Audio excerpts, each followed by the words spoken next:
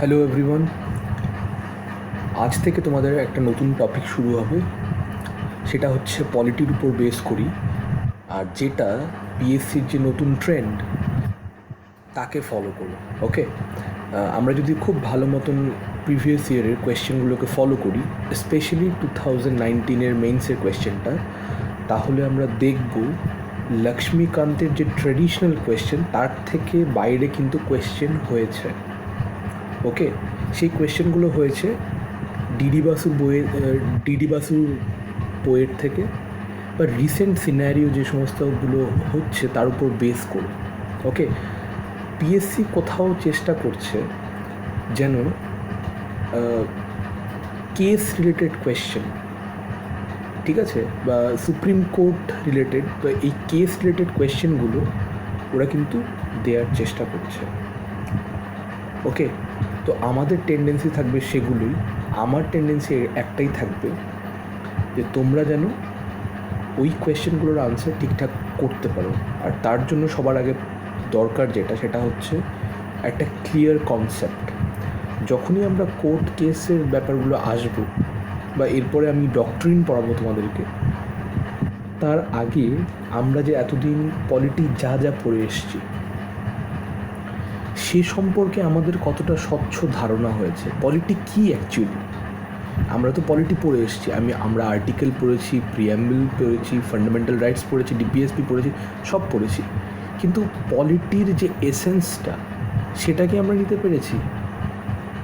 তো আজকে first class পলিটির, তো এই বিষয়টা নিয়ে আমরা ডিসকাস করব, যে আমরা যে আমাদের ইন্ডিয়ান পলিটি নিয়ে পড়াশুনো করছি তার একটা ওভারভিউ আমরা আজকে নেব, যেটা কি পরবর্তী সময়ে আমাদের কেসগুলোকে বুঝতে হেল্প করবে। ঠিক আছে, তো চলো, সেজন্য টপিকটার নাম হচ্ছে mind maps which help you understand the Indian polity.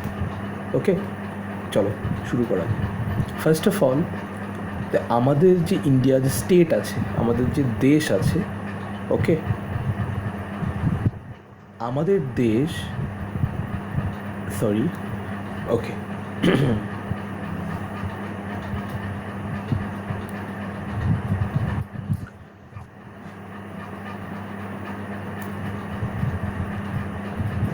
Okay, sorry, হ্যাঁ, তো আমাদের যে স্টেট আছে না, স্টেটের স্ট্রাকচারটা কীরকম, মানে আমাদের যে স্টেটটা আছে, যে গভর্নিং যে সিস্টেমটা হয় বা রুলস রেগুলেশনটা যে হয়, কিভাবে একটা দেশ চলে, মানে আমাদের ভারতবর্ষ চলে কিভাবে।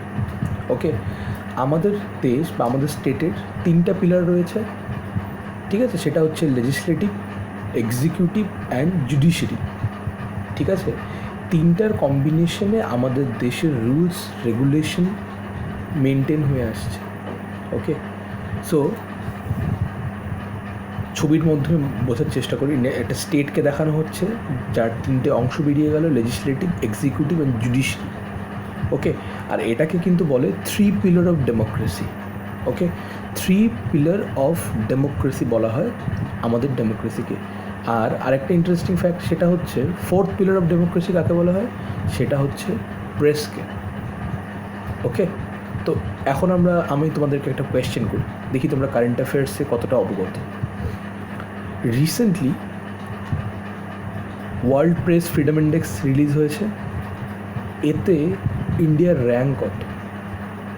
আর এই ইন্ডেক্সটা কোন অর্গানাইজেশন রিলিজ করে, ঠিক আছে, সেটা আমাকে তোমরা কমেন্ট সেকশনে জানাবে। ওকে, তো এটা তো হলো আমাদের স্টেটের 3টা স্ট্রাকচার, কিন্তু এই পাওয়ার ডিস্ট্রিবিউশনটা কীভাবে হয়, মানে এটা কীভাবে পাওয়ারটা ডিস্ট্রিবিউশন হয়, ফাংশন কী কী, একদম ইজি, তোমরা পড়ে এসছো, একদম সোজা কনসেপ্ট, আমি আবার বলে দিচ্ছি। ঠিক আছে, সেটা হচ্ছে পাওয়ারটা কীভাবে, লেজিসলেটিভের কাজটা কী?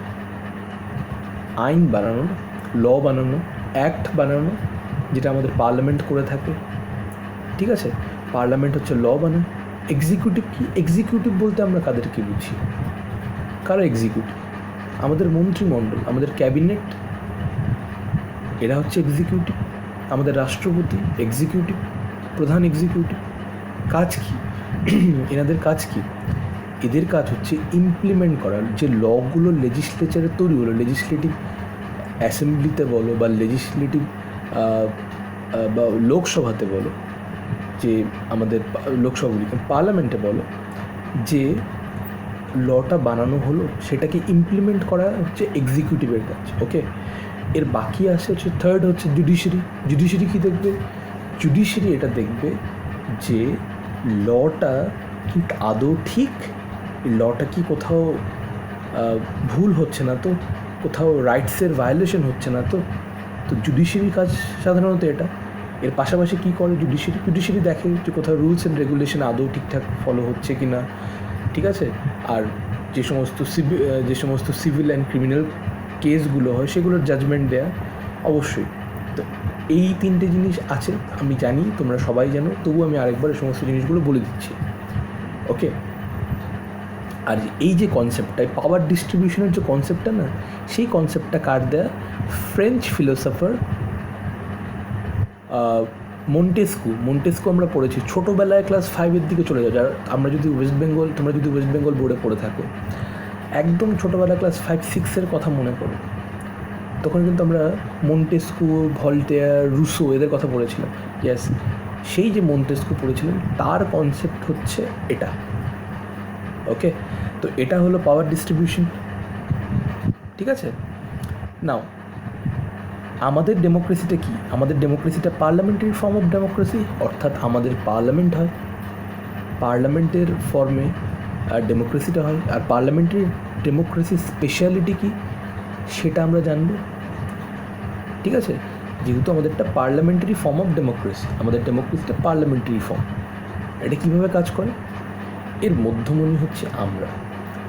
ডেমোক্রেসি মানে কি? ডেমোক্রেসি হচ্ছে রুল বাই দ্য পিপল, ঠিক আছে। আব্রাহাম লিঙ্কনের সেই স্পেশাল ডায়লগটার কথা মনে করো, স্পেশাল যে কথাটা, সেটা মনে করো, আমাকে কমেন্টে জানিও, ঠিক আছে। তো পার্লামেন্টারি ফর্ম অফ ডেমোক্রেসিতে এনি ডেমোক্রেসিতে সবার প্রথম পাওয়ার কিন্তু থাকে হচ্ছে পিপলের। কেন? আমরা হচ্ছে নমিনেট করি আমাদের রুলারকে, আর রুলার মিনস আমাদের যে গভর্ন করবে তাদেরকে কিন্তু আমরা নমিনেট করি। ফর এক্সাম্পল, তার মানে কি পিপলের থ্রুতে আমাদের লেজিসলেচার চুজ হয়, আর লেজিসলেটর মানে আমাদের যে এমপি বা এমএলএ যারা আছে তাদের থেকে কিন্তু এক্সিকিউটিভ, অর্থাৎ যে ক্যাবিনেট ফর্ম হয়, যে তাদের থেকে ক্যাবিনেট ফর্ম, মন্ত্রিমণ্ডল ফর্ম হয় তাদের থেকে, লেজিসলেটিভদের থেকে, এমপিদের থেকে, যারা রুলিং গভর্নমেন্ট থাকে, রুলিং গভর্নমেন্টের, আচ্ছা একটা কোয়েশ্চেন করি, রুলিং গভর্নমেন্টের কত শতাংশ ক্যাবিনেট গঠন করতে পারবে? এর বাইরে কোনো রকমের ক্যাবিনেট গঠন হবে না। ওকে, হ্যাঁ, কাউন্সিল অফ মিনিস্টার, যে কাউন্সিল অফ মিনিস্টার থাকে, টোটাল নাম্বার অফ সিটসের কত পার্সেন্ট হয়, ঠিক আছে, সেটা একটু ভাবো, এক্সাম পার্সপেক্টিভে ইম্পর্টেন্ট। আচ্ছা আমি বলে দিচ্ছি আনসার, সেটা হয় 15%। এবার এটা বলো, এই যে অবজেক্টিভটা 15%-এর, সেটা কোন কনস্টিটিউশনাল অ্যামেন্ডমেন্টের থ্রুতে এসেছে? কোন কনস্টিটিউশনাল অ্যামেন্ডমেন্টে বলা হয়েছে যে না 15%-এর বেশি কাউন্সিল অফ মিনিস্টারের মধ্যে মেম্বার্স থাকতে পারবে না? ওকে, তো এটা আমাকে জানাবে, দেখবো কত ভালো প্রিপারেশন নিয়েছো তোমরা মেন্সের জন্য। ওকে, তো প্রথমে কী করলো মানুষরা? আমরা ভোট দিয়ে আমাদের এমএলএ বা এমপিদেরকে চুজ করলাম। ওরা গেল হচ্ছে পার্লামেন্টে বা লেজিসলেটিভ অ্যাসেম্বলিতে, মানে বিধানসভাতে, ওরা গিয়ে ফর্ম করলো কি, তারপর হচ্ছে যারা উইনার হলো, যারা জিতলো, তারা কিন্তু করলো হচ্ছে কাউন্সিল অফ মিনিস্টার, তারা হচ্ছে গভর্নমেন্ট ফর্ম করবে। অর্থাৎ মানুষরা চুজ করলো আমাদের পিপলরা চুজ করলো আমাদের লেজিসলেটরকে, ফর্ম করলাম আমরা, আর তারা ফর্ম করলো কি এক্সিকিউটিভকে। ওকে, তো এটা হলো। আর এবার বাকি থাকে হচ্ছে জুডিশিয়ারিকে দেখো, এই ছবির মধ্যে দেখতে পারি, জুডিশিয়ারি একটা কিন্তু আলাদা ইন্ডিপেন্ডেন্ট বডি, ঠিক আছে। আমাদের জুডিশিয়ারি ইন্ডিপেন্ডেন্ট বডি, আমাদের জুডিশিয়ারির উপরে লেজিসলেটিভ বা এক্সিকিউটিভের সরাসরি কোনো কন্ট্রোল নেই। ঠিক আছে, সরাসরি কোনো কন্ট্রোল নেই। ওকে, তো জুডিশিয়ারি হচ্ছে এটা ইন্ডিপেন্ডেন্ট বডি। ওকে, আরেকটা ইন্টারেস্টিং ফ্যাক্ট হচ্ছে আমাদের ইন্ডিয়ান গভর্নিং সিস্টেমে এক্সিকিউটিভ কিন্তু লেজিসলেচারের অংশ। Executive is a part of legislature. ঠিক আছে, কোনো একটা লকে অ্যাক্ট বানাতে গেলে ফাইনালি কিন্তু আমাদের প্রেসিডেন্টের সিগনেচার চাই, অর্থাৎ executive is a part of our legislature. কিন্তু তুমি যদি আমেরিকাকে দেখো, আমেরিকার যদি তুমি ডোনাল্ড ট্রাম্পকে দেখো, he is not part of their legislative body. সে কিন্তু ওদের লেজিসলেটিভ বডির অংশ নয়। ইন্টারেস্টিং ফ্যাক্ট, মনে রাখবে। ওকে, নাও হ্যাঁ, আরেকটা কথা, এটা খুব ইম্পর্টেন্ট, পরীক্ষাতে মাঝে মধ্যেই আসে। আমরা বলে কিন্তু কাউন্সিল অফ মিনিস্টার যে থাকে না, তারা কার ওপরে রেসপন্সিবল থাকে? Responsible to hmm? তারা কিন্তু responsible to Lok Sabha, council of minister. Okay, সেটা হচ্ছে যদি হচ্ছে সেন্ট্রাল গভর্নমেন্ট হয়, স্টেট গভর্নমেন্ট হয়, সেটা হবে বিধানসভা, স্টেট লেজিসলেটিভ অ্যাসেম্বলিসে। ওকে, তাহলে বোঝা গেল। আরেকটা প্রশ্ন এই প্রসঙ্গে তোমাদেরকে আরেকটা প্রশ্ন করি। আমাদের যে ভোট করার যে এজটা, সেটা প্রথমে ছিল কিন্তু 21 বছর। ওকে, কিন্তু সেটা চেঞ্জ হয়েছে 18 বছর। কোন কনস্টিটিউশনাল অ্যামেন্ডমেন্টের মাধ্যমে সেটা হয়েছে, এটাও আমাকে তোমরা কমেন্টে জানাবে। প্রশ্ন আমি কেন করছি, তার রিজন একটাই, তোমাদের প্রিপারেশন কতটা স্ট্রং সেটা দেখার জন্য। আর এসব বিষয়গুলো, এটা পড়ার পরে আমরা যখন কেস স্টাডিগুলো করব, বহুত কেস আছে, অনেক কেস আছে, গোলকনাথ কেস বলো, কেশবনন্দা ভারতী কেস বলো, ঠিক আছে, এ সমস্ত কেসগুলো যখন আমরা পড়ব, তখন এ সমস্ত ইন্টারপ্রিটেশনগুলো উঠে আসবে। তো সেই জন্য তার আগে এর কনসেপ্টগুলোকে ক্লিয়ার করে নাও, একবার ঝালাই করে নাও। ওকে, নাও ফেডারেলিজম। আমরা তো জানি যে আমাদের ইন্ডিয়ার মধ্যে কি ফেডারেল স্ট্রাকচার, কিন্তু ফেডারেলিজম কি কোথাও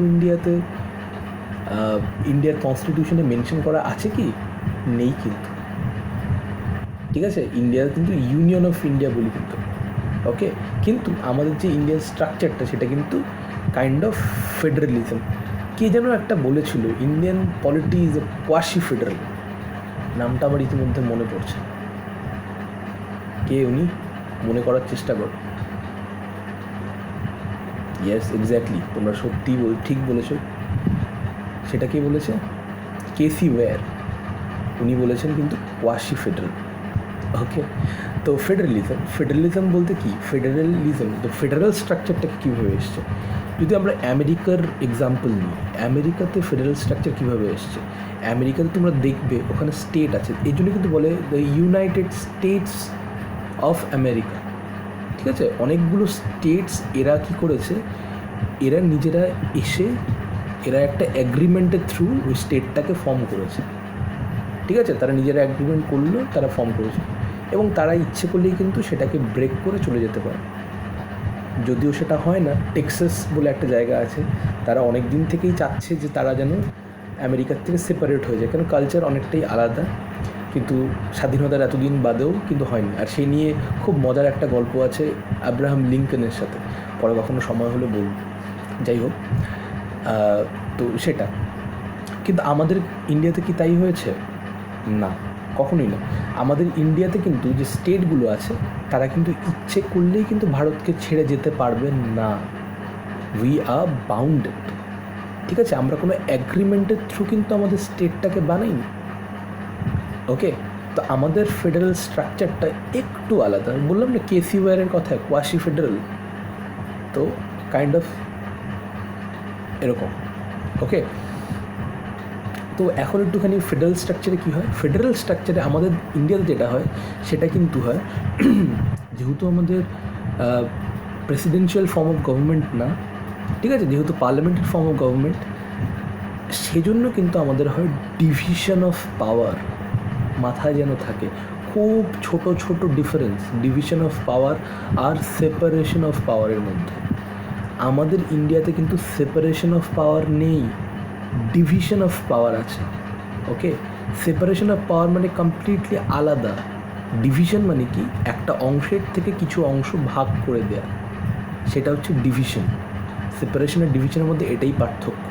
কোয়েশ্চেন চলে আসবে, ইন্ডিয়ার ফেডারেল স্ট্রাকচারের মধ্যে যে পাওয়ার ডিস্ট্রিবিউশন হয় সেটা কি ডিভিশন অফ পাওয়ার্স, না সেপারেশন অফ পাওয়ার্স, নাকি অ্যাবসলিউট পাওয়ার? এরকম কিন্তু অপশন দিয়ে রাখবে, তোমাদেরকে পিক করতে হবে ডিভিশন অফ পাওয়ার্স।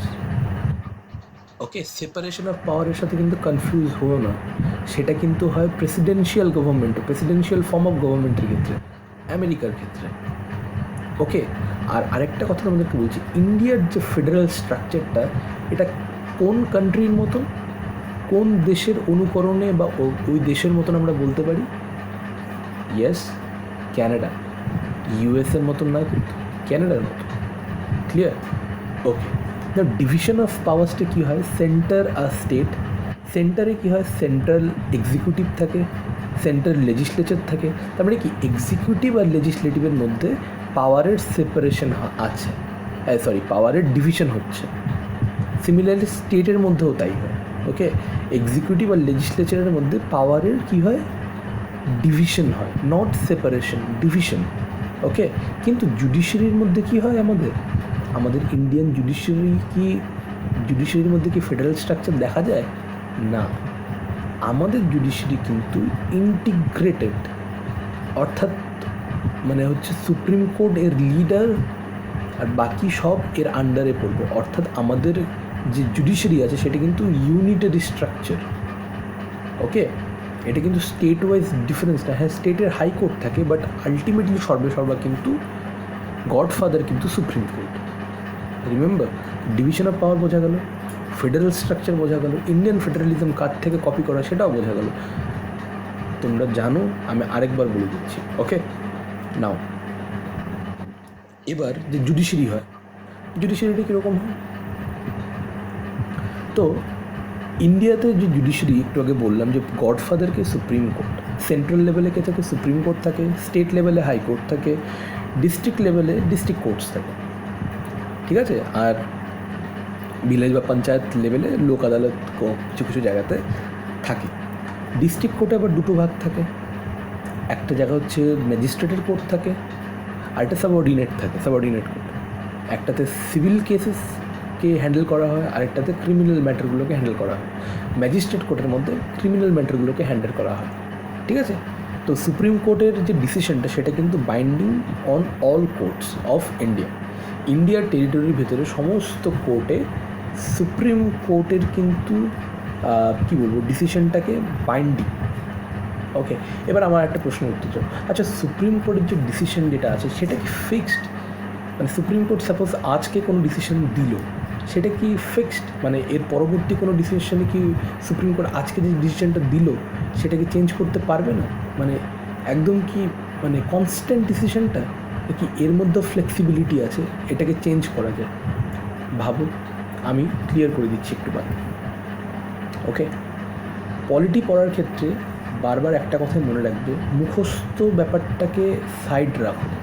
কিছু কিছু ক্ষেত্রে মুখস্থ করবে, কিন্তু বোঝার চেষ্টা করো। ওকে, মুখস্থ করবে, এমন না যে মুখস্থ করতে হবে না, মুখস্থ করতে হবে আমাকে। ফর এক্সাম্পল, যে এত আর্টিকেলসগুলো আছে, 395টা আর্টিকেল মনে রাখা খুব কঠিন ব্যাপার, তখন সেগুলোকে মুখস্থ করতে হবে। ওকে, কিন্তু ব্যাপারটাকে বোঝো, এসেন্সটা নেওয়ার চেষ্টা করো। পলিটি খুব ইন্টারেস্টিং একটা জিনিস। আরেকটা কথা, এই সমস্ত বিষয়গুলো ইম্পর্টেন্ট কেন? শুধু কি পলিটি পড়ার জন্য? না, কখনোই না। আমরা মাঝে মধ্যে না আমাদের যে রিটেন 200, 400 থাকে না ডেসক্রিপটিভ পেপার, সেটা ভুলে যাই। এই যে হার আর জিতের ডিফারেন্সটা কিন্তু ডেসক্রিপটিভ পেপার কিন্তু রেডি করে দেয়। যার ডেসক্রিপটিভ পেপার স্ট্রং, সে বাজিমাত করে দিল। ওকে, তো যত বেশি পলিটির কনসেপ্টকে আমরা ডেসক্রিপটিভ পেপারের মধ্যে ঢোকাতে পারবো, আমরা যা যা শিখেছি তা ঢোকাতে পারবো, ইকোনমির কনসেপ্ট যত বেশি আমরা আমাদের রাইটিংয়ের মধ্যে ঢোকাতে পারবো, তত বেশি ক্রিস্প হবে, কংক্রিট হবে আমাদের লেখা, তত বেশি আমরা নাম্বার গ্র্যাস্প করা যাবে। ওকে, তো এটা গেল জুডিশিয়ারি। এখন ইন্ডিয়ান জুডিশিয়ারির আরেকটুখানি ক্লিয়ার করে দিচ্ছি, ইন্ডিয়ান জুডিশিয়ারির ভেতরে আরেকটা জিনিস ক্লিয়ার করে দিচ্ছি। প্রথমে তো আসে সুপ্রিম কোর্ট, ঠিক আছে? তো এটাকে কী বলে? Apex court in India at, কোথায় আছে এটা? নিউ দিল্লিতে আছে, ঠিক আছে? তারপরে হাইকোর্ট ডিফারেন্ট স্টেটসের ডিফারেন্ট হাইকোর্ট আছে। এবার আমার একটা প্রশ্ন, what is common high court? Common high court কী? আমরা জানি যে কমন হাইকোর্টের মানেই আমরা জানি না কমন হাইকোর্ট বলতে কী বোঝায়। ওকে, আর ইন্ডিয়াতে এখনও পর্যন্ত কটা কমন হাইকোর্ট রয়েছে? আনসার দেবে। যা যা প্রশ্ন করছি খাতা নাও, খাতাতে নিয়ে লিখো, না জানলে কোয়েশ্চেনগুলোকে তুলে রাখো, বই খোলো, পাতা উল্টাও, আনসার দেখো, গুগল করো, আনসার দেখো, কোনো দিন ভুলবে না। তো হাইকোর্ট গেল, ডিস্ট্রিক্ট কোর্ট গেল, যেটা বললাম সিভিল জাজেস, আর মেট্রোপলিটন সব জায়গায় না, ম্যাজিস্ট্রেটটা ধরতে পারো, ম্যাজিস্ট্রেটের কোর্ট যেটা। ওকে, আর স্ট্রাকচার অফ ইন্ডিয়ান জুডিশিয়ারি এখানে লেখা আছে, unlike some other federal countries of the world, India doesn't have separate state courts. মানে দেখো কী বলে হচ্ছে, আমাদের হাইকোর্ট তো আছে কিন্তু সেটা কিন্তু সেপারেট না, পার্ট অফ ইন্ডিয়ার যে আমাদের যে ইউনিটারি জুডিশিয়াল সিস্টেম আছে তারই একটা অংশ, সেপারেট না। এর রুলস অ্যান্ড রেগুলেশন আলাদা না, রুলস অ্যান্ড রেগুলেশন একটাই, একে গভর্ন, এর গডফাদার সুপ্রিম কোর্টই। Okay, the constitution of India provides for a single integrated judicial system, যেটা মাত্র বললাম, ইন্টিগ্রেটেড জুডিশিয়াল সিস্টেম, ঠিক আছে? দেখো এত ডাইভার্স ইন্ডিয়া, আমরা বলি তো ইউনিটি ইন ডাইভার্সিটি, এত ডাইভার্স আমাদের দেশ, এটাকে ম্যানেজ করা ভীষণ টাফ, ঠিক আছে? এখন যদি আমরা এখানে ইউনিটারি স্ট্রাকচার যদি না হয় তাহলে কী হবে, একটা সেপারেটিস্ট আইডিওলজি কোথাও ডেভেলপ হতেও পারে, ঠিক আছে? তো আমাদের যারা কনস্টিটিউশনাল মেকার্সরা ছিলেন তারা ভীষণ অ্যানালাইজ করে এই কনসেপ্টগুলোকে রেডি করে গেছে। বি.আর. আম্বেদকরকে ক্রেডিট দিতে হবে, শুধুমাত্র বি.আর. আম্বেদকর না, ড্রাফটিং কমিটিতে যারা ছিলেন প্রত্যেকে। আরেকটা কোয়েশ্চেন, ড্রাফটিং কমিটির মেম্বার্স কজন ছিল? ড্রাফটিং কমিটিতে মেম্বার্স কতজন ছিল? আনসারটা মনে করার চেষ্টা করুন। ওকে, তো ওরা কিন্তু এরকম করে গিয়েছেন। ওকে, এবার এখানে লেখা আছে নোট একটা, in the subordinate court the munsif deals with the civil court cases, যে মুনশিফ থাকে সে হচ্ছে সিভিল কোর্ট কেসগুলোকে হ্যান্ডেল করে, while the magistrate hears with the criminal cases. আর ক্রিমিনাল কেসেসগুলো ম্যাজিস্ট্রেট, আমি একটু আগেও হয়তো তোমাদেরকেও এটা বলেছিলাম। আরেকটা, কারেন্টলি ইন্ডিয়াতে কটা হাইকোর্ট আছে? 24টা, কিন্তু না, এই ভুলটা করবে না, অনেককে দেখেছি 24টা, এখনও মানধাত্তার আমলেই পড়ে আছি আমরা, 24টা। আর রিসেন্টলি আমরাবতীতে হলো তো অন্ধ্রপ্রদেশের নতুন হাইকোর্ট, তো 25টা কিন্তু আমাদের হাইকোর্ট রয়েছে, 25। ওকে, তো সেটার জন্য মাথায় থাকে। এর কারেন্ট অ্যাফেয়ার্সের question at the same time হয়তো পিএসসি কোয়েশ্চেন দিয়ে দিতে পারে, number of high courts in India currently. তো 24 কিন্তু না, 25 রিসেন্টলি অন্ধ্রপ্রদেশে হাইকোর্ট হয়েছে। ওকে, এতদিন ইন্টিগ্রেটেড ছিল, মানে অন্ধ্রপ্রদেশ আর তেলেঙ্গানাতে একটাই হাইকোর্টের আন্ডারে ছিল, বাট কারেন্টলি সেটা হচ্ছে চেঞ্জ হয়ে গেছে, ঠিক আছে? ওকে, নাও এখন হচ্ছে একটা ইম্পর্টেন্ট, এত কথা বললাম, এত কিছু বললাম, এখন ইন্ডিয়ান পার্লামেন্টারি সিস্টেমকে আমরা একবার মাইন্ড ম্যাপের থ্রুতে একবার বোঝার চেষ্টা করে নিই। পার্লামেন্টারি সিস্টেম কি, পার্লামেন্ট পড়েছি, এত কঠিন ওয়ার্ডস, কঠিন জিনিস আমরা পড়েছি, স্পেশালি যারা আমরা ওয়েস্ট বেঙ্গল বোর্ডে থেকে পড়াশোনা করেছি তারা কখনো পলিটি সেরকমভাবে পড়িনি, কখনো আমরা নেই আমাদের, যারা হচ্ছে তবুও যারা সিবিএসসি বা আইসিএসসি বোর্ডে পড়ে তাদের কিছুটা হয়তো বেসিক্স আছে, মানে ইকোনমি আর পলিটির কিছু আইডিয়া দেওয়া আছে। যাই হোক, তো আমাদের কঠিন জিনিস পড়তে হয়, সহজ ভাষায় বোঝার চেষ্টা করি। ইন্ডিয়ান পার্লামেন্টারি সিস্টেম কীভাবে হয় দেখো, এই গ্রাফটাকে, এই ছবিটাকে বোঝার চেষ্টা করো। ইন্ডিয়ান পার্লামেন্টারি সিস্টেমে সবার প্রথমে পারপেন্ডিকুলার ব্যাপারটাকে দেখার চেষ্টা করো। একটা হচ্ছে এক্সিকিউটিভ ব্রাঞ্চ থাকে, এক্সিকিউটিভ ব্রাঞ্চটাতে কারা থাকে, তার মধ্যে থাকে prime minister, cabinet ministers and the administrative machinery যারা থাকে, অ্যাডমিনিস্ট্রেটিভে যারা মেশিনারি থাকে তারা কিন্তু এক্সিকিউটিভ ব্রাঞ্চে থাকে। ওকে, আর এটাকে কী বলে, এই জিনিসটাকে কী বলে, যে এক্সিকিউটিভ ব্রাঞ্চটাকে কী বলে, যার মধ্যে পিএম থাকে, ক্যাবিনেট থাকে, অ্যাডমিনিস্ট্রেটিভ মেশিনারি থাকে, এটাকেই বলে কিন্তু দ্য গভর্নমেন্ট। ওকে, এটাকে কিন্তু গভর্নমেন্ট বলে। গভর্নমেন্ট বলতে ওই এক্সিকিউটিভ মেশিনারিটা। ওকে, এখন ইন্ডিয়ান পার্লামেন্টারি সিস্টেমের আমরা জানি ইন্ডিয়ান পার্লামেন্টারি সিস্টেমের মধ্যে হচ্ছে লেজিসলেটর তো থাকবে, আর লেজিসলেটিভের একটা ইন্ডিসপেন্সেবল পার্ট হচ্ছে আমাদের প্রেসিডেন্ট। ভুলে যেও না, তো প্রেসিডেন্টও কিন্তু আমাদের পার্লামেন্টের একটা অংশ। ওকে, তো পার্লামেন্টের মধ্যে যেমন লোকসভা পড়বে, রাজ্যসভা পড়বে, থার্ড হচ্ছে প্রেসিডেন্টও পড়বে। ওকে, সো প্রথমে যদি আমরা রাইট সাইডে চলে যাই, প্রেসিডেন্ট থাকবে, হেড অফ স্টেট। আচ্ছা, এবার বলো তো প্রেসিডেন্ট কি ডিজিওর না ডিফ্যাক্টো হেড অফ ইন্ডিয়া? ওকে, ডিজিওর না ডিফ্যাক্টো? ডিজিওর বা ডিফ্যাক্টো বলতেই বা কি? ওকে, আর আমাদের যে পার্লামেন্টারি সিস্টেমটা আছে না, সেটা হচ্ছে ওয়েস্টমিনিস্টার সিস্টেম। এটা ওয়েস্টমিনিস্টার সিস্টেম কেন? এটা হচ্ছে ব্রিটিশদের থেকে ইন্সপায়ার হয়ে আমাদের বানানো। সেই জন্য ওয়েস্টমিনিস্টার একটা জায়গার নাম অ্যাকচুয়ালি, সেখান থেকে ইন্সপায়ার হয়ে ব্রিটিশার্সরা নাম দিয়েছে ওয়েস্টমিনিস্টার মডেল অফ গভর্নমেন্ট, আর সেটার থেকে আমরা Westminster form of parliamentary system সেখান থেকেই এসছে। ঠিক আছে, তাহলে দেখবে লেজিসলেচার আর এক্সিকিউটিভ লেখা আছে ইজ নট সেপারেট ফ্রম, মানে দুটোর থেকে সেপারেট না, দে আর রিলেটেড, কোরিলেট করে একটা আরেকটা। ওকে, আর আমাদের লেজিসলেচার ফর্মটা কি bicameral legislature. Bicameral legislature কেন? কেননা আমাদের রাজ্যসভা আছে, লোকসভা আছে। কোয়েশ্চেন, বাই ক্যামেরাল লেজিসলেচার ব্যাপারটা কোন অ্যাক্টের থ্রু আমাদের কনস্টিটিউশনে আসে? কনস্টিটিউশনে আসে মানে ভাবো, বিয়ন্ড, এটা কি মন্টেগু চেমসফোর্ড 1990-তে, না মন্টে মোরলে 1909, কোনটার থ্রুতে ঢোকে সেটা মাথায় চেষ্টা করো। ওকে, আমি কোয়েশ্চেন করেই যাবো। কোয়েশ্চেন যতটা তোমরা শুনবে তত তোমাদের আনসার জানার প্রতি আগ্রহ জমবে, আর ক্লাসের মধ্যেই সমস্ত কিছু গ্র্যাস্প হয়ে যাবে, ক্রিস্টাল ক্লিয়ার। ওকে, নাও, আর যে লোকসভা নো কনফিডেন্স মোশন যে গভর্নমেন্ট ফর্মটা হলো, সেটা কিন্তু লোকসভা ইচ্ছে করলে নো কনফিডেন্স মোশনের থ্রু এই গভর্নমেন্টকে কিন্তু সরিয়ে দিতে পারে। ওকে, স্যার হয়তো তোমাদেরকে পড়িয়েছেন যে মোশনগুলো রয়েছে, no confidence motion, adjourn motion, এই মোশনগুলো কী কী তোমরা নিশ্চয়ই জানো। তো তোমরা আরেকটু ভালো করে স্যারের ক্লাসগুলোকে দেখে নাও, অথবা লক্ষ্মীকান্তের পাতা একটুখানি উল্টে নাও, মোশনগুলোকে একবার পড়ে নাও। ওকে, তো তার কী জানলাম, পার্লামেন্টারি ফর্ম অফ গভর্নমেন্ট যেখানে লেজিসলেটিভ আর executive both are not separate from each other, they are integrated, মানে দে আর মানে পার্ট অফ সেম মেশিনারি। ঠিক আছে, আর লেজিসলেটারটা কীরকম, আমাদের বাইক্যামেরাল লেজিসলেচার, রাজ্যসভা লোকসভা দুটোই থাকে। আর ফর্ম অফ পার্লামেন্ট কীরকম, ওয়েস্টমিনিস্টার ফর্ম অফ পার্লামেন্ট। আর আমাদের লেজিসলেচারের অন্যতম প্রধান মেম্বার হচ্ছে প্রেসিডেন্ট।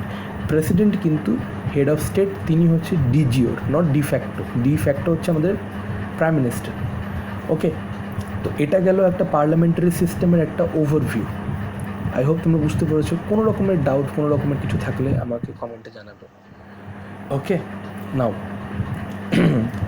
এখন যখন আমরা কেস পড়বো, কোর্ট কেসগুলো পরবর্তীতে পড়বো, ডকট্রিনসগুলোকে আমরা পড়বো, তখন কিন্তু মোস্ট জুডিশিয়ারির উপরে আমাদের জোর দিতেই হবে। মানে আলটিমেটলি জুডিশিয়ারিকে নিয়েই আমরা পড়াশোনাটা করব। আমি যে জিনিসটাকে পড়াচ্ছি তার মধ্যে জোর থাকবে জুডিশিয়ারি। তার মধ্যে মোস্ট ইম্পর্টেন্ট হচ্ছে judicial review. Without judicial review আমরা আমাদের সিস্টেমকে, আমাদের যে জুডিশিয়াল সিস্টেমকে ভাবতেও পারি না। ওকে, আচ্ছা এটা বলো, জুডিশিয়াল রিভিউ এই কনসেপ্টটা আমরা কোন দেশের থেকে ইন্সপিরেশন নিয়ে বানিয়েছি জুডিশিয়াল রিভিউ ব্যাপারটা? ওকে, তো জুডিশিয়াল রিভিউ তো পড়বো, তার আগে কিছু কিছু জিনিস আমরা জেনে নিই। আমাদের যে কনস্টিটিউশন আছে না, কনস্টিটিউশন কিন্তু সময়ের বাদে বাদে অ্যামেন্ড করতে হয়। কেন অ্যামেন্ড করতে হয়? ফর এক্সাম্পল দেখো, একটা ঘর যদি মনে করো, দীর্ঘদিন যদি ঘর একটা বৃষ্টিতে ভেজে রৌদ্রে থাকে, দীর্ঘদিন এরকমভাবে থাকে, আমরা কিন্তু দেখব যে ওয়ালের মধ্যে ফাঙ্গাস জমে যায়। বা কখনো দেখব যে কোথাও নোনা পড়ে ওপর বাইরের প্লাস্টারগুলো ঝরে ঝরে যাচ্ছে। অর্থাৎ সময়ের সাথে সাথে মানে কি হয় না, সময়ের সাথে সাথে ঘরটা ক্ষয় হতে থাকে, ঘরের দেয়ালটা। ঠিক আছে, তো আমাদের কি দরকার? আমাদের প্রয়োজন হচ্ছে সময়ের সাপেক্ষে, সময়ের সাথে সাথে সেটাকে মেরামত করা, প্লাস্টার করা, তাতে হচ্ছে কালার করা। ঠিক আছে, বা তাতে যাদের যা যা জিনিস দেওয়া থাকে, কালার করা হয় বা পুট্টি করা হয়ে থাকে, তো সেটা কিসের জন্য করা হয়ে থাকে? যেন আমাদের ওয়ার্ল্ডটা যেন ঠিক থাকে। সেরকমই আমাদের কনস্টিটিউশনও তাই, সময়ের সাপেক্ষে আমাদের সোসাইটি তো মানে দিন দিন চেঞ্জ হচ্ছে, এটা তো ফিক্সড না, না? যেহেতু চেঞ্জ হচ্ছে সেহেতু সময়ের সাপেক্ষে আমাদের মানসিকতা চেঞ্জ হচ্ছে, যেহেতু মানসিকতা চেঞ্জ হচ্ছে গ্লোবালাইজেশনের সময়, ঠিক আছে, বিশ্বের সাথে বৈশ্বিক সম্পর্ক খুব স্টেবল রাখতে হচ্ছে, তো সময়ের সাথে সাথে চেঞ্জ হওয়াটা খুব জরুরি। ওকে, আমরা বায়োলজিতে পড়েছি না, ভেদ বা প্রকরণ, মানে কি সময়ের সাথে সময়ের সাপেক্ষে সাপেক্ষে আমাদের জিনের মিউটেশন হওয়াটা জরুরি, ঠিক আছে? ভেদ এই ব্যাপারটা হওয়া জরুরি, না হলে কি হবে না, আমরা যোগ্যতমের উদ্বর্তন হবে না, সার্ভাইভাল অফ দ্য ফিটেস্ট হবে না। ওকে, তো সেই জন্য কনস্টিটিউশনের মেরামতির দরকার, সেই জন্যই কিন্তু অ্যামেন্ডমেন্ট হয়ে থাকে। ওকে, তো অ্যামেন্ডমেন্ট হয়ে থাকে, আর এই অ্যামেন্ডমেন্টটা কেবলমাত্র আমাদের কনস্টিটিউশনের অ্যামেন্ডমেন্টটা একমাত্র আমাদের ইন্ডিয়ান পার্লামেন্টই করে থাকতে পারে। ওকে, তো আমাদের ইন্ডিয়ান পার্লামেন্ট কি ইচ্ছে করলেই যা খুশি তাই কি অ্যামেন্ড করে দিতে পারে? Is it possible? সেখানেই আসে জুডিশিয়াল রিভিউ। ওকে, যখন পার্লামেন্ট নিজেকে সুপিরিয়র ভেবে নেয়, কোনো একটা ল তৈরি করে নেয় বা অ্যাক্টও বানিয়ে নেয়, তখন আসে জুডিশিয়ারি আমাদের, এসে নাক গলাবে, নাক গুলিয়ে দেখবে না না না, যদি এটা ভায়োলেট করে কি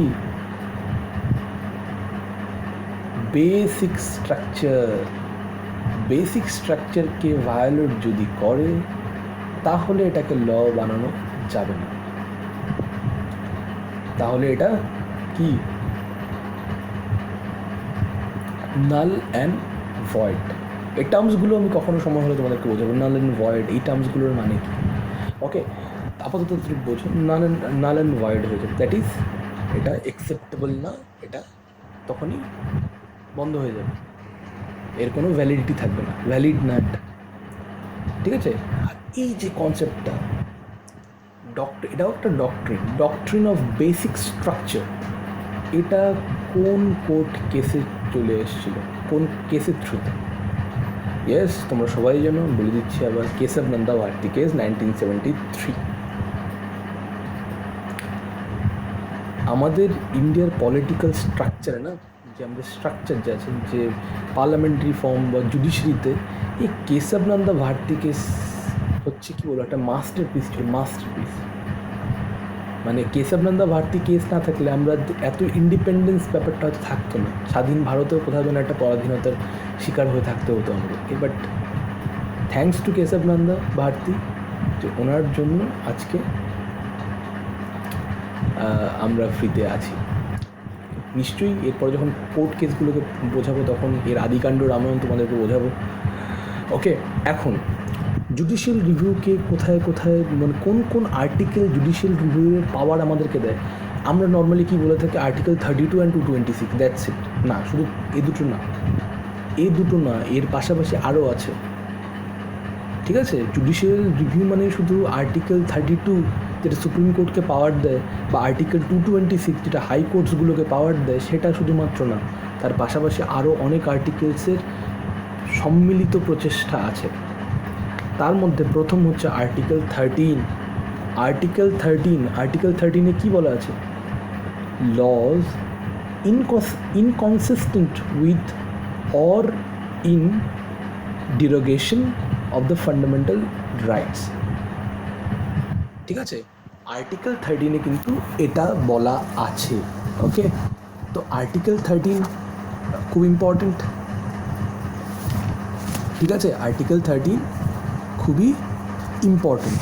এরপরে যেটা আসে, এরপরে আসে কিন্তু 32, যেটা এতক্ষণ আমরা বলছিলাম 32, এরপরে আসে article 32। Okay, just a minute, sorry. Okay, so article 13 এলো, এরপরে আসবে হচ্ছে আর্টিকেল 32 কী বলছে? রাইট টু কনস্টিটিউশনাল রেমেডিস, যেটা সুপ্রিম কোর্ট করে। ওকে, আরেকটা আসে আর্টিকেল 136, এটা আমরা অনেকে জানিই না, মানে যখন আমরা জুডিশিয়াল রিভিউ পড়ি এই জিনিসটা হয়তো সেভাবে পড়ি না আমরা। এটাতে কী লেখা আছে আর্টিকেল 3, এই জন্য আমি নোট করে নিচে লিখে দিয়েছি আর্টিকেল 136 কি। Article 136 vests the Supreme Court of India, the apex court of the country, with a social power to grant special leave to appeal against any judgment or order or decree in any matter or cause passes or made by any court tribunal in the territory of India. অর্থাৎ একটা সোজা ভাষায় যদি বলি মানে supreme court সর্বেসর্বা, supreme কোর্টের আন্ডারে যে সমস্ত হাইকোর্টসগুলো আছে সেগুলো যদি কোনো রকমের বাড়াবাড়ি করে সেগুলোকে মানে দমানোর ক্ষমতা সুপ্রিম কোর্ট রাখে। এতটুকু বোঝা, মানে সুপ্রিম কোর্টের ওপরে না, মানে সুপ্রিম কোর্ট আঙুল দেখিয়ে বলছে বেশি বাড়াবাড়ি করবে না হাইকোর্টগুলোকে। তো হাইকোর্টের বাড়াবাড়িগুলোকে দমন করার জন্য 136। ওকে, ঠিক আছে।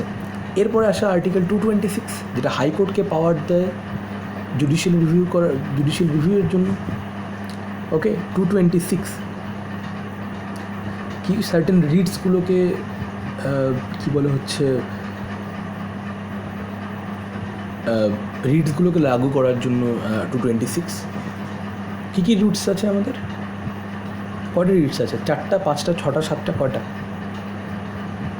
প্রথমে habeas corpus, mandamus, certiorari, prohibition and quo warranto, 5টা।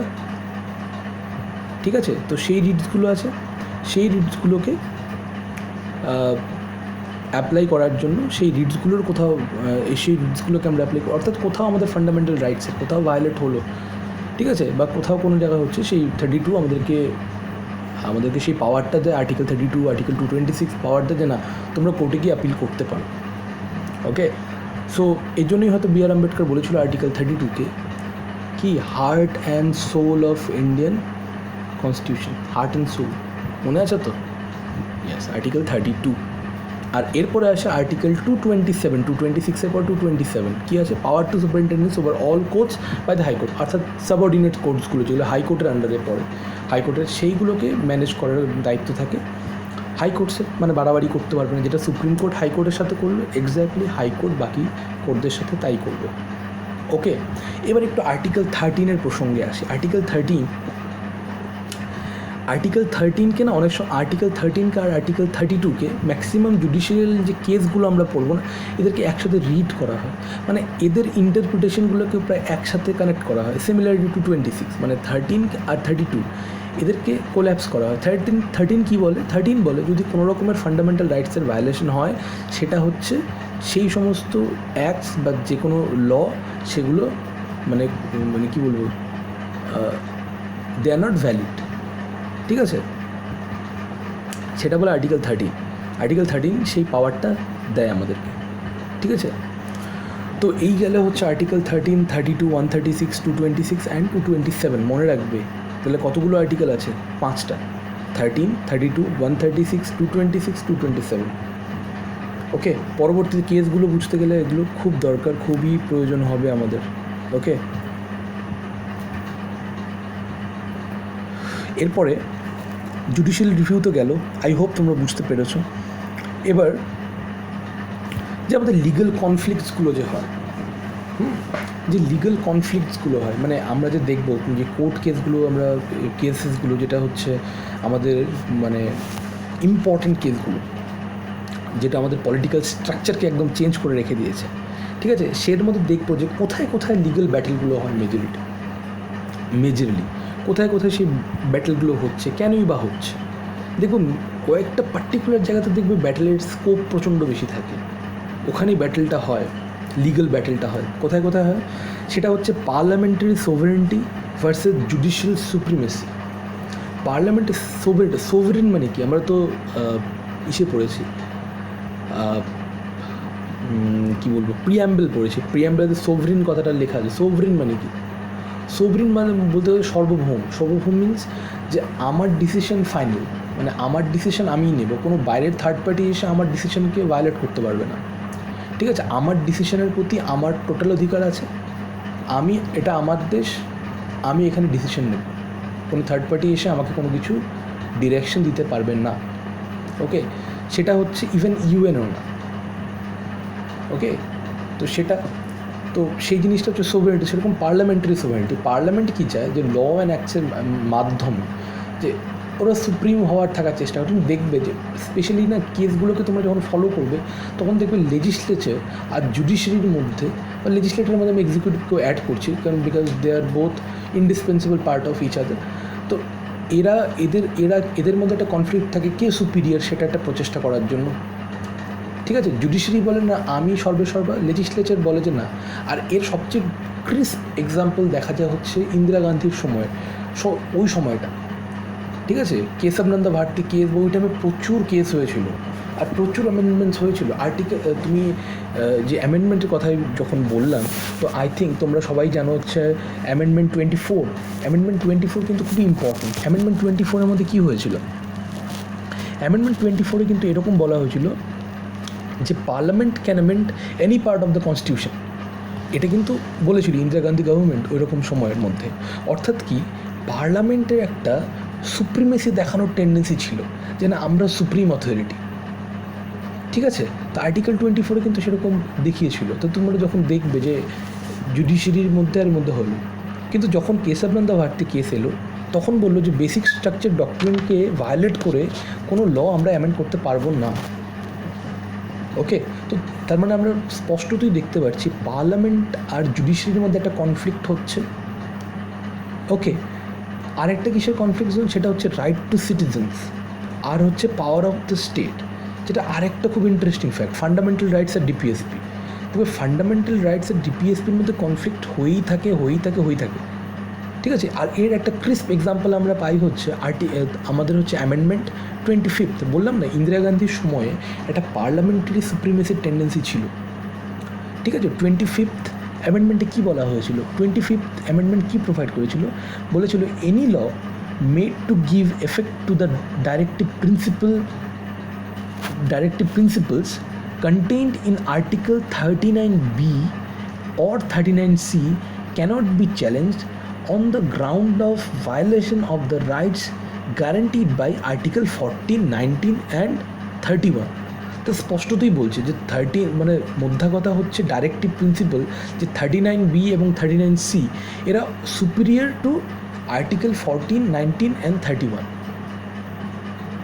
ওকে, তো এটা কিন্তু 25-তে বলা হয়েছে। তার মানে কি স্পষ্টতই দেখলাম যে ডিপিএসপি অ্যান্ড ফান্ডামেন্টাল রাইটসের মধ্যে কনফ্লিক্ট হয়ে যাচ্ছে। এরপর আরও বহুত কেস আসে যার মধ্যে আমরা দেখতে পারবো। লাস্টে গিয়ে হচ্ছে আমরা দেখবো যে মিনার্ভা মিলস যে কেসটাতে ওটার মধ্যে বলে যে না আমরা এর দুটো ব্যালেন্স করে রাখবো। আমাদের Indian judiciary Indian parliamentary system বা ইন্ডিয়ার যে এই ব্যাপারটা জুডিশিয়ারি সেটা হচ্ছে ব্যালেন্সে চলবে দুটো। ঠিক আছে, তো ডিপিএসপি অ্যান্ড ফান্ডামেন্টাল রাইটস এর মধ্যে প্রচুর কেস আছে, কেসগুলো পড়লে আমরা বুঝতে পারবো। ওকে, আরেকটা ব্যাপার আছে সেটা হচ্ছে সেন্টার স্টেটের মধ্যে লিগাল ব্যাটেল হয়। বহুত কেস আছে, আমরা পরবর্তীতে এই কেসগুলোও দেখবো যে সেন্টার আর স্টেটের মধ্যে সেন্টার কোনো একটা ল অ্যামেন্ড করলো, স্টেট বললো যে না এটা তো লিগাল না, এটা তো ফল্ট, এটা তো ভুল না। অর্থাৎ এখানেও একটা পাওয়ার স্ট্রাগল হচ্ছে। যেহেতু India kind of quasi federal but unitary bias, অর্থাৎ ইউনিয়নের পাওয়ার বেশি থাকবে। বাট কোথাও যখন হচ্ছে যেহেতু ফেডারেল স্টেটকে কিছু রিল্যাক্সেশন দেওয়া আছে, তখন যখন সেন্টার যখন তার সুপ্রিমেসি প্রদর্শন করার চেষ্টা করে তখন স্টেট আর সেন্টারের মধ্যে একটা কোথাও কনফ্লিক্ট হয়। ঠিক আছে, তখন যে সেই লিগাল ব্যাটেলটা কেসকে হ্যান্ডেল করতে হয়। আবার স্টেটসগুলোর মধ্যে আমাদের যে স্টেটসগুলো, ফর এক্সাম্পল ধরলাম ওয়েস্ট বেঙ্গল আর উড়িষ্যার মধ্যে কনফ্লিক্ট হয়ে গেল। ফর এক্সাম্পল জিআই ট্যাগ নিয়ে, রসগোল্লার সাথে জিআই ট্যাগ নিয়ে দুটোর মধ্যে কনফ্লিক্ট হয়ে গেল। ঠিক আছে, তো এই ব্যাপারটা যদিও জিআই ট্যাগ ইন্ডিয়ান রসগোল্লা এবং বেঙ্গলের রসগোল্লা এবং উড়িষ্যার রসগোল্লা আলাদা আলাদা জিআই ট্যাগ পেয়ে গেছে, তবুও তো এরকম ব্যাটেল কিন্তু হতে পারে।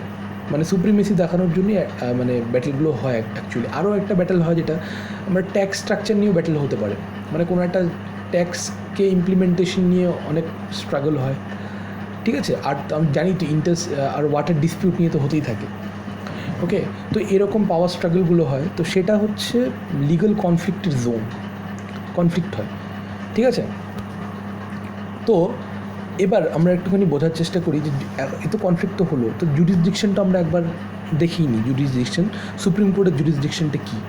তো সুপ্রিম কোর্টের জুরিসডিকশন 4 ধরনের হয়ে থাকে: অরিজিনাল, অ্যাপিলেট, অ্যাডভাইসারি আর রিট জুরিসডিকশন। অরিজিনাল জুরিসডিকশনে আমরা কী বলে থাকি?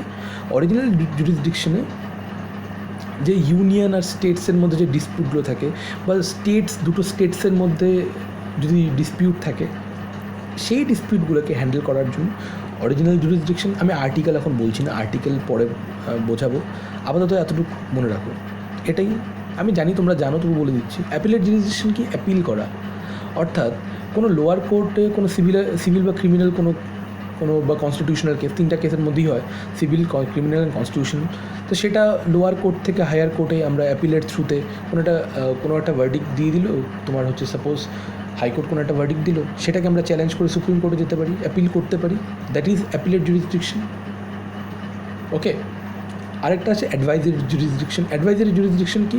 প্রেসিডেন্ট অ্যাডভাইস চায় কার কাছ থেকে? সুপ্রিম কোর্টের কাছ থেকে। ঠিক আছে, তো হচ্ছে এখানে কী হয়, সুপ্রিম কোর্ট হচ্ছে অ্যাডভাইস দেয় প্রেসিডেন্টকে। আর এটা কি মানে আমাদের যে প্রেসিডেন্ট শুনতে বাধ্য না? এটা বাধ্য না। Hour president is not bounded. ঠিক আছে, ওনার ইচ্ছা হলে উনি শুনতেও পারেন, ইচ্ছা না হলে শুনতেও নাও পারেন। আর কিসের জন্য হয়? সেটা হচ্ছে পাবলিক ইম্পর্টেন্স অফ ল। ঠিক আছে, পাবলিক ইম্পর্টেন্স অফ লয়ের জন্য নর্মালি প্রেসিডেন্ট সুপ্রিম কোর্টের কাছে অ্যাডভাইস চেয়ে থাকেন। তো সেটাই হচ্ছে advisory jurisdiction. And the last one is writ jurisdiction. Writ, এটাতে কী হয়? To protect the fundamental rights of the ইন্ডিভিজুয়ালের ফান্ডামেন্টাল রাইটসগুলোকে প্রোটেক্ট করার জন্য রিট জুরিসডিকশন হয়। ওই 5টা রিট আছে, আমরা সবাই জানি। ঠিক আছে, একটা হচ্ছে সবার প্রথম তো habeas corpus, to have the body of mandamus, certiorari, prohibition, quo warranto. Okay, আচ্ছা, তোমরা আমাকে বলবে রিটসে কি তোমাদের কোনো কনফিউশন আছে? রিটস পড়তে গেলে আমি অনেককেই দেখেছি রিটস পড়ে, কিন্তু রিটসের কনসেপ্ট ক্লিয়ার হয় না। তোমার যদি কোনো কনসেপচুয়াল ক্ল্যারিটির প্রয়োজন হয় তো তোমরা আমাকে বলতে পারো, বা তোমাদের যদি মনে হয় তো আমি রিটসের উপরে একটা ভিডিও বানিয়ে দিয়ে দেবো। ওকে, তো এটা কী গেল? এটা একটা আমরা ওভারভিউ নিয়ে নিলাম আমরা। তার মানে ইন্ডিয়ান পলিটিক্যাল স্ট্রাকচার, ইন্ডিয়ার যে পার্লামেন্টারি স্ট্রাকচারটা যে আছে, ইন্ডিয়ান পলিটির যে একটা কীরকম ফর্ম হয়, সেটা একটা আমরা ওভারভিউ নিলাম। কোথায় কোথায় কনফ্লিক্ট হয় সেটাও আমরা দেখলাম। কনফ্লিক্টের জোনগুলোকে আমরা খুব ভালো মতন বোঝার চেষ্টা করলাম যে এই পজিশনের মধ্যে কনফ্লিক্ট হয়। ঠিক আছে, এটা পড়ার একটাই মানে, এর পরবর্তীতে যখন আমরা বিষয়গুলোকে বুঝবো, একটা যদি ইনিশিয়াল ক্ল্যারিটি না থাকে, আমরা কোর্ট কেসগুলো পড়ে মজা পাবো না। আমাদের মনে হয়তো বারবার প্রশ্নই আসবে, কোর্ট কেসের কী দরকার ছিল? কোথাও আমরা পড়ে যাই, কিন্তু এর কোথাও না কোথাও এর যে বেসিক কনসেপ্টটা, সেটা হয়তো আমাদের ক্ল্যারিটি থাকে না। ওকে, তো আমার মানে সেই জন্য এটা আজকে ইনিশিয়াল ক্লাসটা ছিল। এর পরবর্তীতে তোমাদেরকে আমি বিষয়গুলো যেটা আছে খুব ইম্পর্টেন্ট, আমরা পড়েছি প্রসিডিওর এস্টাবলিশ বাই ল আর ডিউ প্রসেস ল। এই যে টার্মগুলো আছে না, এই টার্মিনোলজিগুলোর ক্ল্যারিটি থাকা খুব জরুরি। তো এর পরবর্তীতে ক্লাসে আমি এই জিনিসটাকে বোঝাবো, প্রসিডিওর এস্টাবলিশ বাই ল মানে কি, ডিউ প্রসেস ল মানে কি। ওকে, তারপরে হচ্ছে জুডিশিয়াল রিভিউ, জুডিশিয়াল অ্যাক্টিভিজম আর জুডিশিয়াল ওভাররিচের মধ্যে ডিফারেন্সেস কী। দেখো, পিএসসি কিন্তু অনেক বেশি, এখন বলতে পারি যে অনেক বেশি স্ট্রিক্ট হচ্ছে। ওকে, এই সমস্ত বিষয়গুলোতে। ঠিক আছে, আর স্পেশালি তোমার যদি ইন্টারভিউতে কল আসে, তো তোমাকে এই ধরনের কোয়েশ্চেন জিজ্ঞেস করতেই পারে। তোমার যদি ক্ল্যারিটি না থাকে, তুমি আনসার করতে পারবে না। আর সবচেয়ে ইম্পর্টেন্ট, রাইটিংয়ের মধ্যে আমরা যতটা বেশি পলিটিকে ইনক্লুড করব, তত ক্রিস্প হবে। ওকে, আই হোপ তোমাদের ক্লাসটা মজা পেয়েছো, তোমরা হয়তো কিছুটা শিখেছো। ঠিক আছে, নতুন কিছুই ছিল না, এতদিন আমরা যা শিখে এসেছি সেগুলোই আমরা পড়লাম, কিন্তু আমি তার মধ্যে কিছুটা ক্ল্যারিটি আনার চেষ্টা করলাম। তোমাদের যদি ভালো লাগে অবশ্যই আমাকে জানাবে, ক্লাসগুলো কেমন লাগছে সেটা জানাবে। ঠিক আছে, আর কোনো রকমের কনফিউশন থাকলে সেটাও আমাকে জানাবে। ওকে, ঠিক আছে, চলো আজকের মতন বাই। নেক্সট ক্লাসে আবার দেখা হবে। ও, তো যাওয়ার আগে একটা টাস্ক দিয়ে যাচ্ছি তোমাদেরকে। সেই টাস্কটা হলো, তোমরা কতগুলো অ্যামেন্ডমেন্টস নেক্সট ক্লাসের আগে পড়ে আসবে, অ্যামেন্ডমেন্টস দেখে আসবে, কয়েকটা অ্যামেন্ডমেন্টস, ঠিক আছে?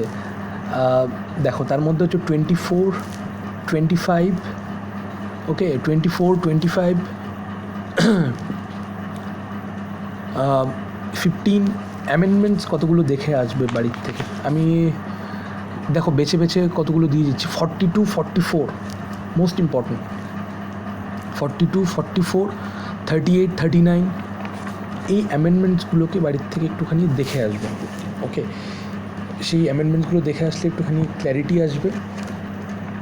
আর একটু চেষ্টা করবে যে প্রিয়াম্বেলের যে টার্মসগুলোকে সেটাকে ব্রেক করে পড়ে আসা, তাহলে কোর্ট কেসগুলো বুঝতে আমাদের একটু সুবিধা হবে।